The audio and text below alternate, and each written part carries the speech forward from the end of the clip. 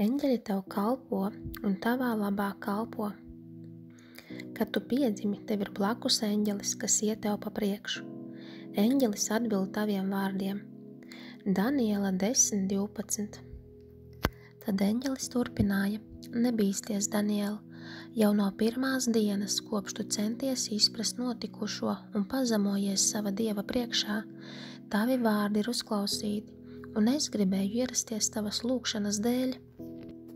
Psalms 103:20. Teiciet to kungu, viņa eņģeļi, jūs, viņa stiprie sargi, kas viņa pavēles pilda, klausīdami viņa vārda balsi.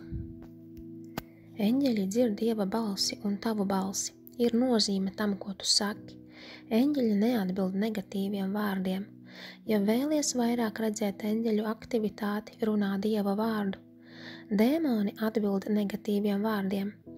Pēc lūgšanas runā pozitīvi, jo negatīvie vārdi atceļ, anulē tavas lūgšanas.